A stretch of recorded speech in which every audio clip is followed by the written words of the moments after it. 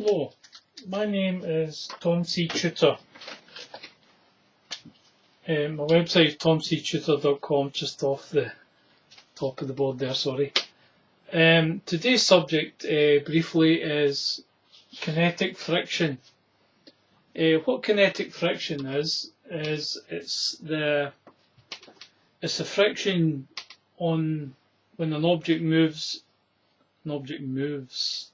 has motion across a rough surface. Now in this case I'm just taking a level rough surface. Okay. We have a number associated with it. It's the Greek letter mu, so it's mu suffix k, meaning kinetic.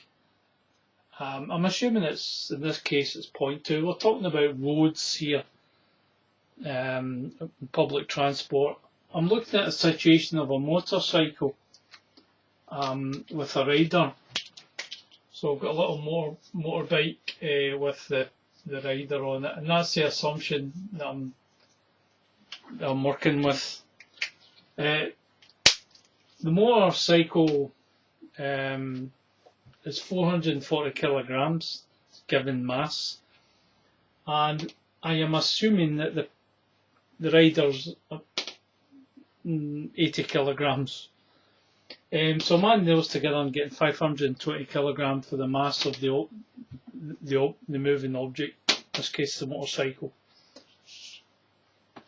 Now, the static coefficient of friction, mu static, was stated as 0.4.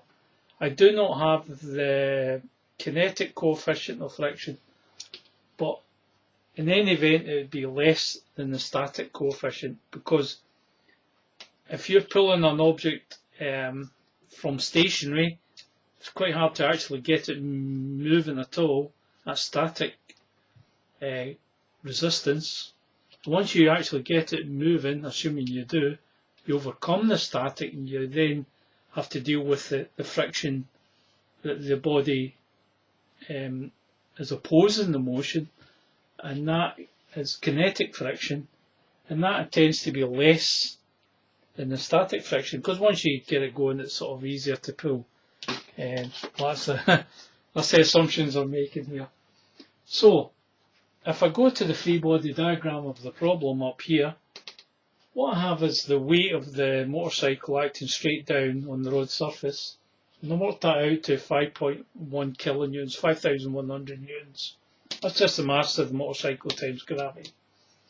There is the normal force opposing, the normal reaction force up the way, opposite to the weight, and that's quite important here because that will give us the friction force.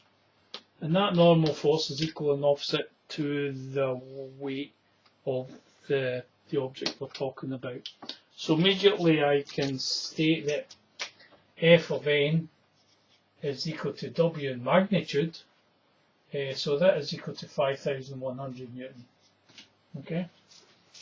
Now that allows us to work out the force of friction, kinetic friction, and that kinetic friction is mu times Fn. So it's kinetic, which is 0.2, so it's 0.2 times 5,100 newtons, which is 1,020 newtons, or approximately 1,000 newtons, 1 kilonewton.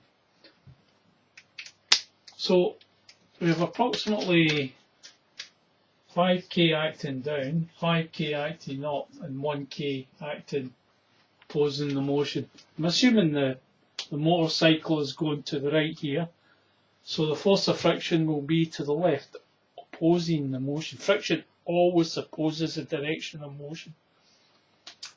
So that's very interesting, because that means that unless I actually have at least that amount of force pulling FP, the engine on the motorbike, in this case actually propelling the motorbike to the right, of at least that amount, I'm going to decelerate. I'm going to come to a halt because the friction, I'm not overcoming the kinetic friction.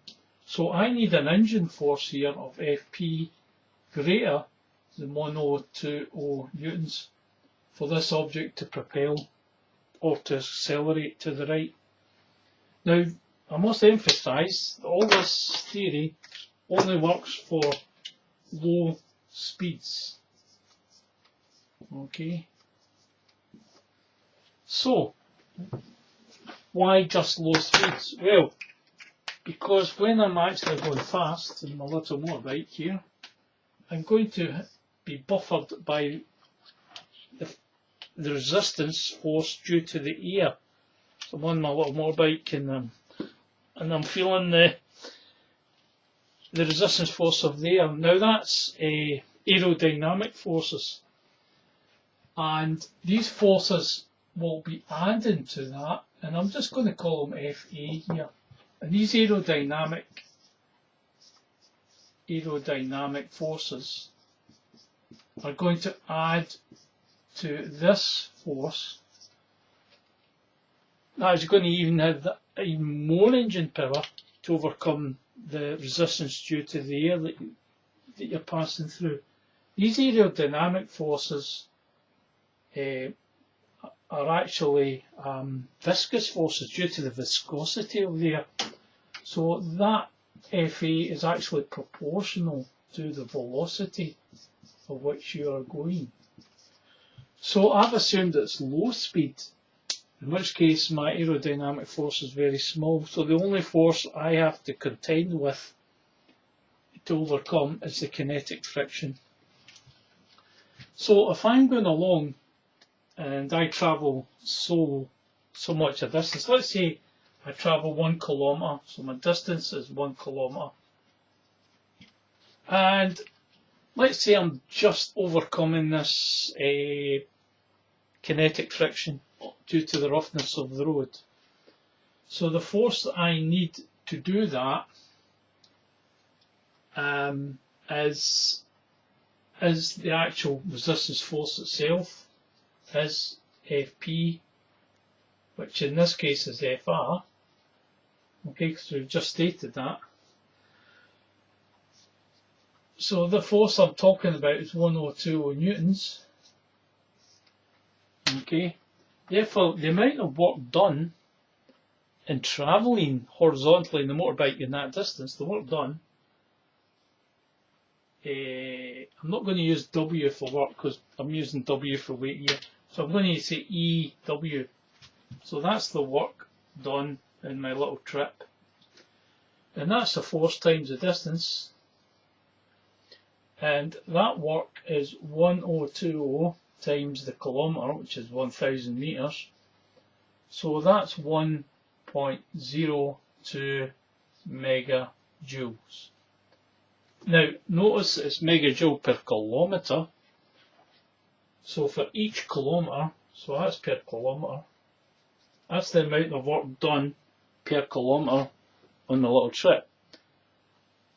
So if I'm travelling a low speed, say, difficult to know what these speeds are. Let's say I'm doing 20 kilometres per hour. No, sorry. Let's say I'm doing 36 kilometres per hour. That's my velocity. That's my little velocity here. Therefore, each second I'm doing that divided by 3,600, which is 3,600 into that. So let me just work this out. 3,600, which is 10 kilometres per second. Now that seems a bit far. That can't be right. Let me think. What am I doing wrong? Oops. 36 kilometres, sorry. Divided by that. So that's actually convert it to metres, so that'd be a better idea. So that's 10 metres per second. That's better. So how long does it take me to actually travel the kilometre? It takes me 100 seconds. Therefore, the power of this motorbike engine, I'm using W again, I said I wouldn't do that, sorry. The power of the engine, power, is the energy divided by the time. So work done divided by the time. So it's 1.02